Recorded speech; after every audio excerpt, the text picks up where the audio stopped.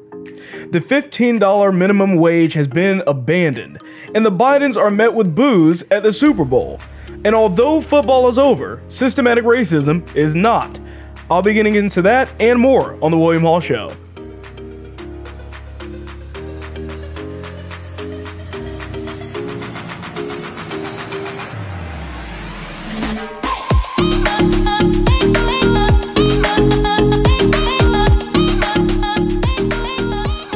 All right, folks, welcome back to the William Hall Show. So getting right into this, starting off, Biden has basically abandoned the $15 minimum wage. This was one of his big promises, along with the $2,000 for the COVID stimulus package. And of course, he reversed his position on that and is only giving us $1,400 now, and basically counting in that $600 we already received and including that in the amount for the $2,000 total. But now he's abandoning the $15 minimum wage as well.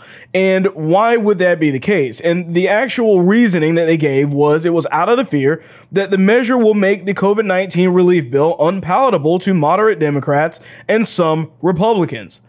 Well, you know, obviously, that's the first thing that obviously came to my mind, is that he's not going to have a lot of support for that. But at the end of the day, we're in the middle of a pandemic.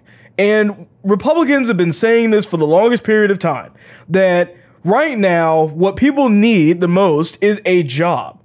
That's the biggest thing that's lacking for a lot of Americans right now. That's why we're putting out these stimulus packages. That's why we're offering unemployment assistance, at least a lot more than we were previously.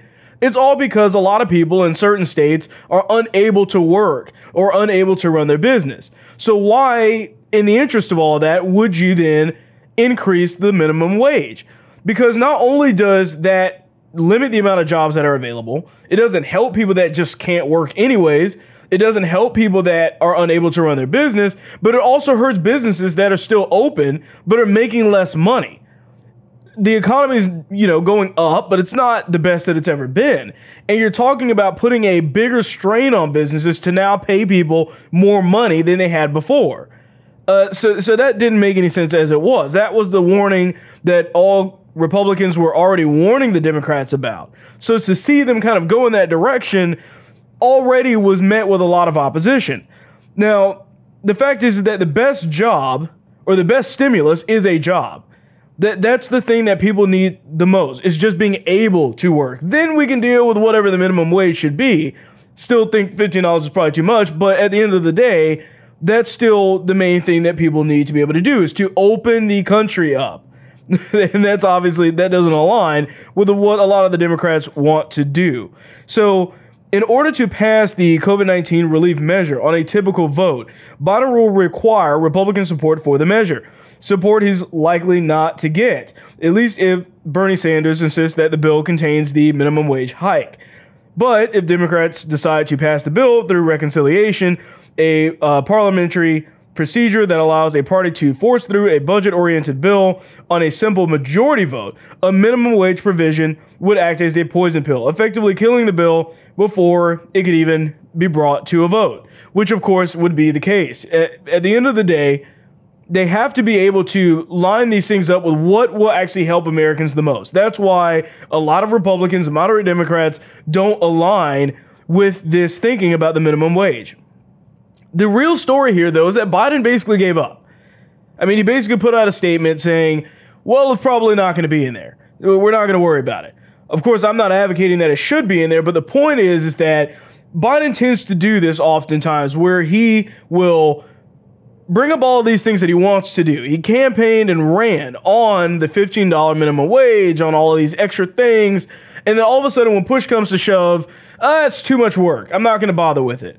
Now, the fact is that when Trump was fighting against different people in the government about trying to pass certain things, he always found a way, oftentimes, to still get something done.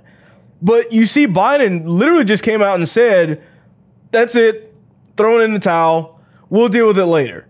We're not going to bother with it at this moment in time, if ever. We'll see what happens in the future, of course, but this really just speaks to the fact that Biden is just a weak kind of pushover guy. He's not going to fight tooth and nail for the stuff that he said that he was going to do. I think we're going to see a lot of this repeated in other policies based off of what Biden has already done so far. The issue is that Biden, so far, while he's been in office, has only eliminated jobs.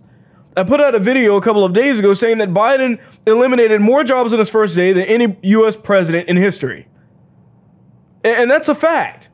You start off by just, at the stroke of a pen, getting rid of 14,000 jobs, and you kind of drop that bomb on everybody. And what do you see happen? And now he wants a $15 minimum wage? I mean, how can the same guy that took away 14,000 jobs on the same hand basically want to pay people way more money for minimum wage? And of course, that wouldn't make sense to you. And now he's backed off on that $15 minimum wage, which proves that I don't think he really cares that much. If it's too much work or if he has to really fight tooth and nail for it, he's not going to do it. At the end of the day, we're going to see more of these things happen. We're going to see more broken dreams, and a lot more Biden voters are going to have buyer's remorse. It's simply the fact of the case. So unless you've been living under a rock, you know that the Super Bowl took place yesterday. The Bucs did win the game pretty handily, and there were a few events that were pretty important that came out of this. So one of the biggest ones that a lot of people were talking about on Twitter, online, everywhere else, is that Joe and Joe Biden, they did a video, and in the video they were thanking healthcare workers and talking about precautionary measures and things that people needed to be keeping in mind while they're celebrating the Super Bowl. Of course, that whole message was going to go completely ignored, but the surprising fact was that it was met with a bit of opposition. I'll go ahead and play that video here now. As we thank you and all of our essential workers, let's remember we all can do our part to save lives. Wear masks, stay socially distanced, get tested, get vaccinated when it's your turn. And most of all, let's remember all those who we've lost. So please join us, Kansas City Chiefs, Tampa Bay Buccaneers, and the National Football League, in a moment of silence for the more than 440,000 Americans who lost their lives in this pandemic, and for their loved ones who are left behind.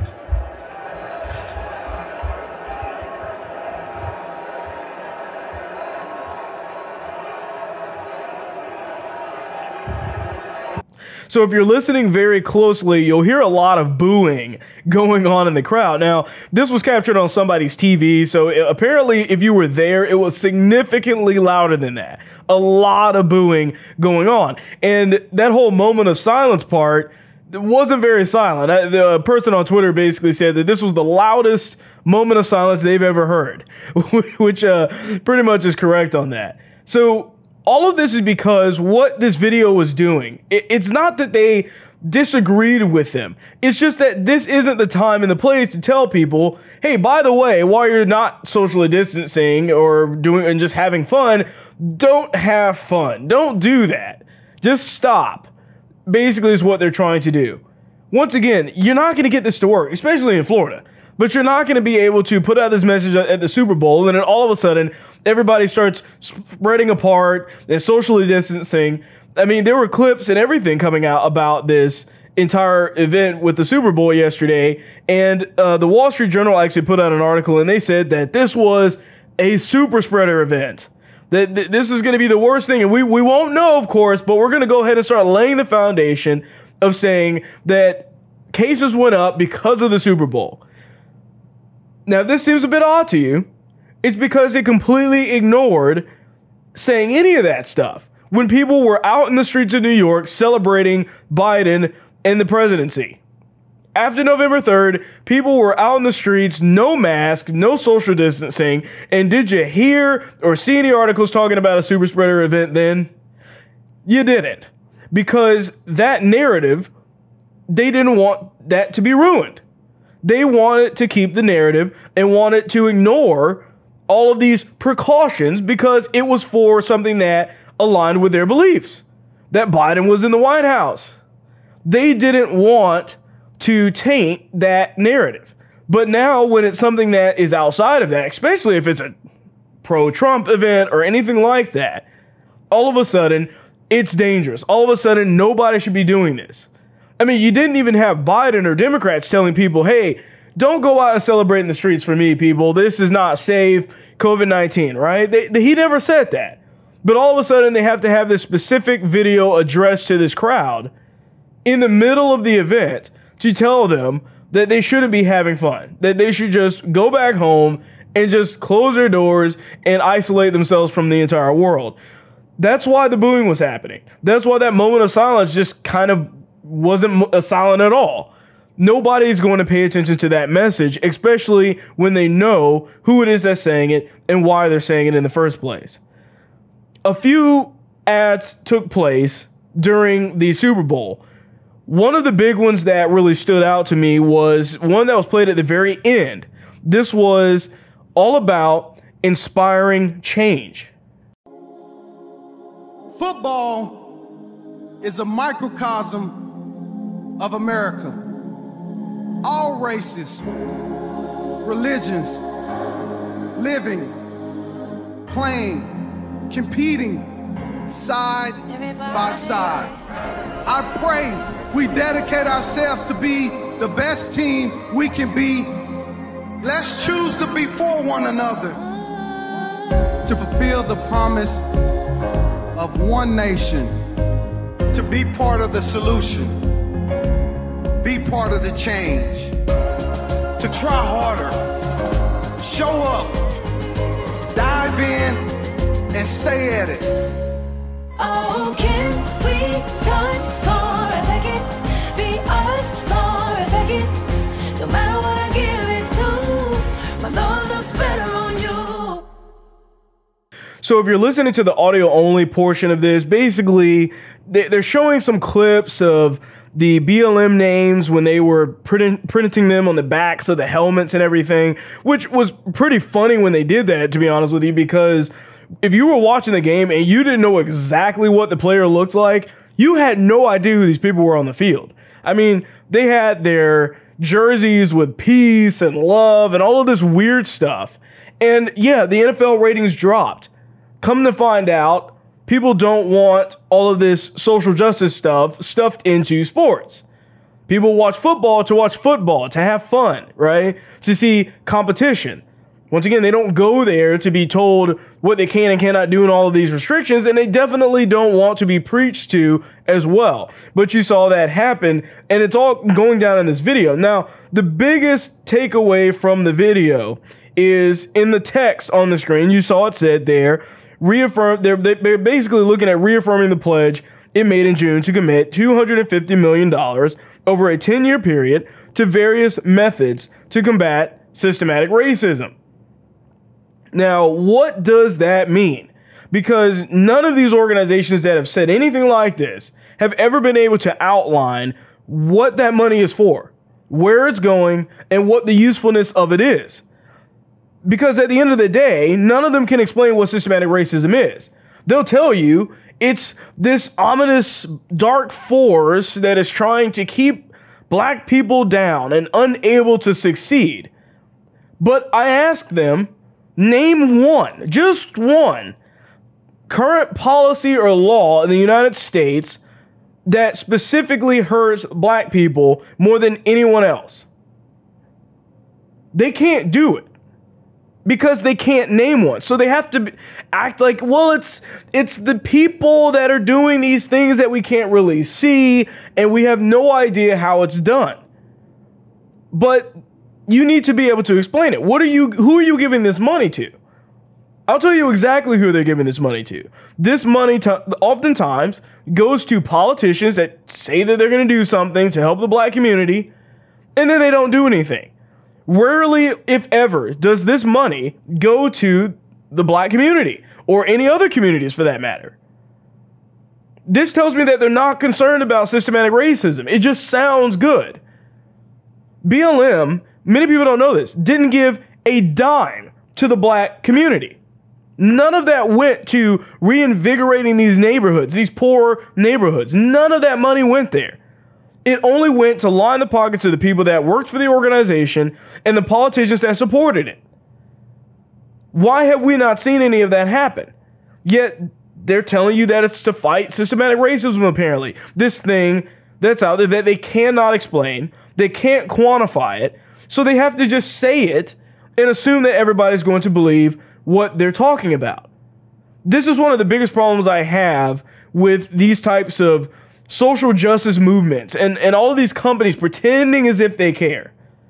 The fact is that they are doing this because they want your money. They want people to pay them money just because they say that they support all of these random causes that sound good on paper but don't mean anything. They can't even tell you what it is, let alone actually tell you where that money's going. And we're supposed to apparently respect this and like this, but it doesn't get us anywhere. At the end of the day, anybody can be successful. We know that. As Christians, we're not taught to believe, and the Bible shows nothing in the Bible about us being subjected to the whims of man. That's not how this works. Plus, the way that the whole Bible refers to success has never been aligned with the way that the world refers to being successful. The world will tell you money makes you successful. So when they see, oh, well, there's more poor black people and there's richer this color people, whatever it is, they'll say that. But what does that mean to the everyday Christian? Money does not equal success. That is plain and simple. Actually, the Bible says money is the root of all evil.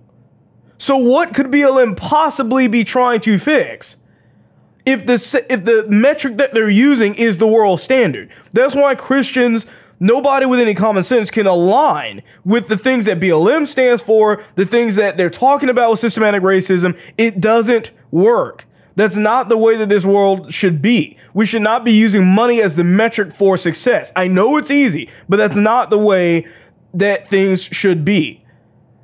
And yet they're going to do everything they can to talk about how much money they're giving to all of these random places that they will never divulge. So I covered a little bit of this commercial from Jeep earlier today, and this was starring Bruce Springsteen, and he's going through this unity message, this message about meeting in the middle. The commercial is actually called The Middle, and it's all about not looking at people in the United States as red or blue, but actually looking at everybody as Americans. And the problem is they have the wrong person in this video talking about this.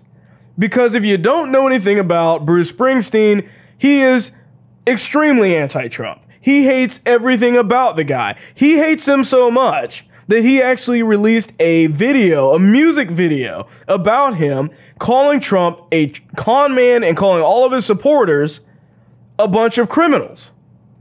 This is the guy that's in this video talking about this unity that we're supposed to apparently care about.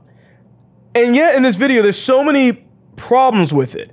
One of the lines that really just didn't work at all is where they talk about freedom and fear, or fear and hope. The middle has been a hard place to get to lately, between red and blue, between servant and citizen, between our freedom and our fear. Now, fear has never been the best of who we are. And as for freedom, it's not the property of just the fortunate few. It belongs to us all. So let's think about that for a second. Between Trump and Biden, who is the person that supports hope? And who is the person that supports fear? Now, I want you to think about all of the last 4 years under Trump. At any point in time, did he instill any kind of fear in people in the United States? Did he tell anyone at any given time that you should be worried and afraid of something? Notice how that was never the case. That never happened. Because when you look at the handling of this virus alone, you can actually pretty much get that information from it. Because Trump was the one that said, open your business. Don't let the virus rule your life. Did you know that when he said that it was the actual Democrats that were online attacking him for it?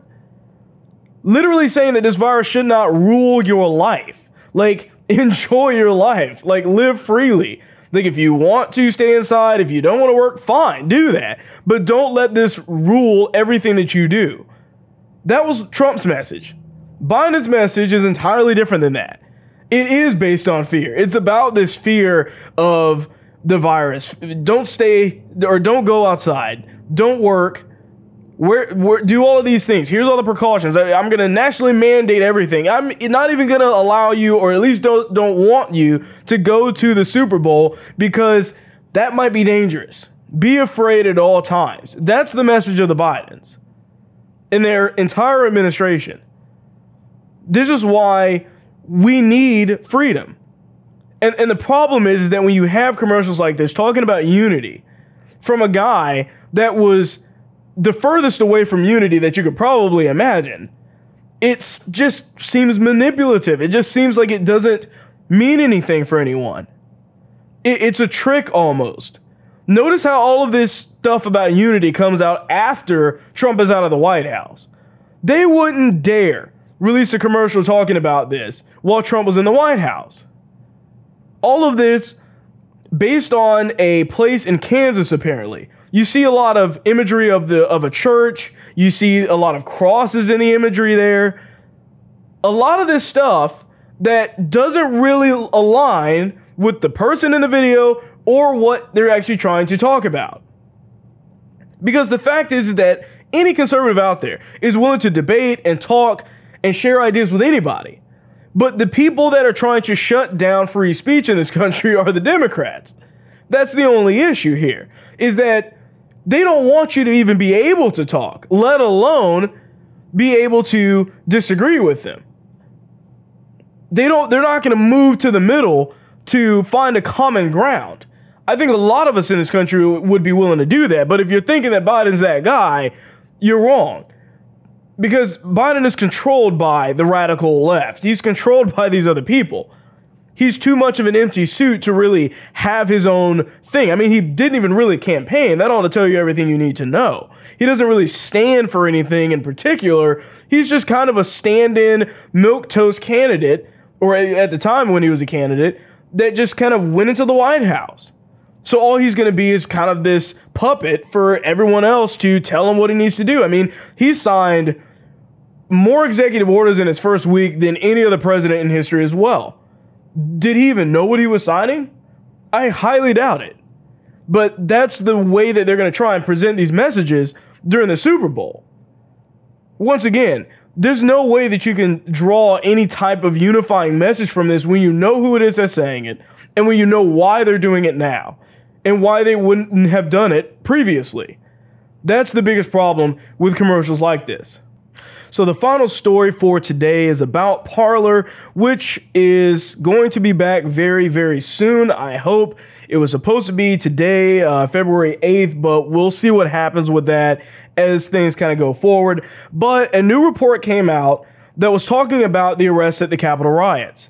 Okay, and the main thing that they were bringing up was that several people obviously have been arrested that broke the law, rightfully so, to do that.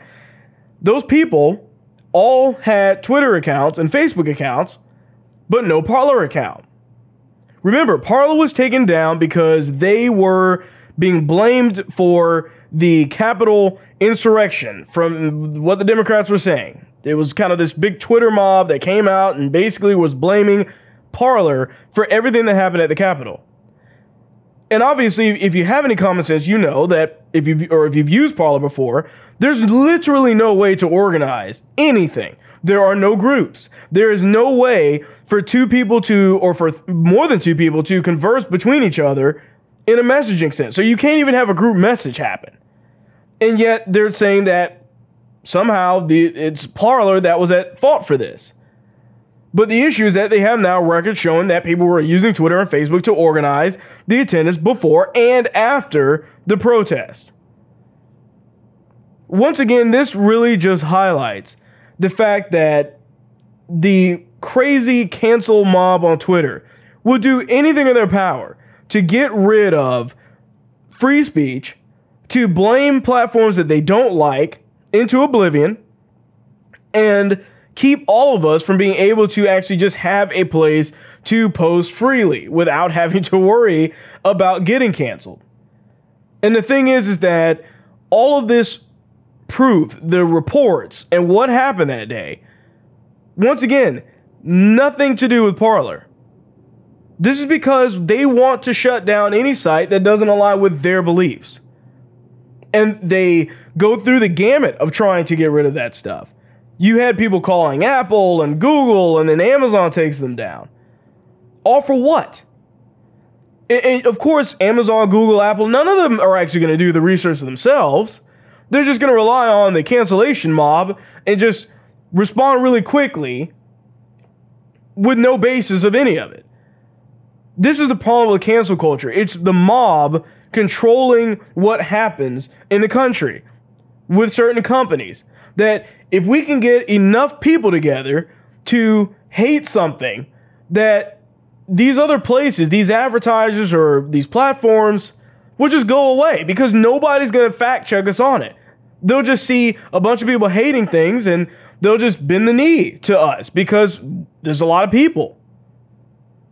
It's kind of this idea of the loud majority or loud minority of people, because this definitely isn't the majority of Americans, but it's just a lot of people online that have nothing better to do with their lives than to try and cancel websites and applications and people just for the sake of doing it, because they just don't like them.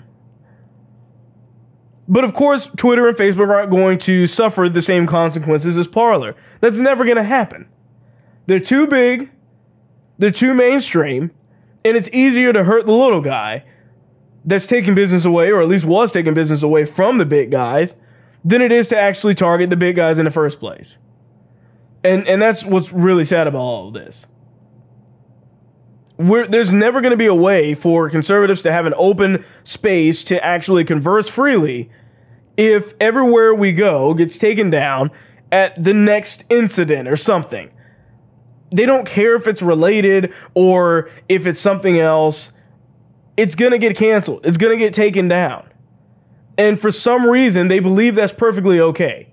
But as I mentioned a while ago, be careful, Democrats, you're next. When all of the conservatives are gone off of Twitter, gone off of Facebook, because they wanted them all banned, and when most of the platforms are gone that supported anything close to free speech, all it's going to take is for you just to not be as crazy as the crazier crowd on those platforms, and you'll be next. And then you'll be complaining about wanting free speech again. But that's how the pendulum typically swings in these cases. So hopefully Parler will be back soon. If it is, I will see you there as soon as it is back online. But with that being said, I thank you for watching this video or listening to this podcast and show. I thank you for supporting me while doing this and helping me fight back against the mainstream media. If you do want to support more, I do have a Patreon as well for you in the description of the podcast and the video. But with that being said, thanks for watching, and I'll see you on the next one. You just watched an episode from The William Hall Show. Please remember to like, share, and subscribe.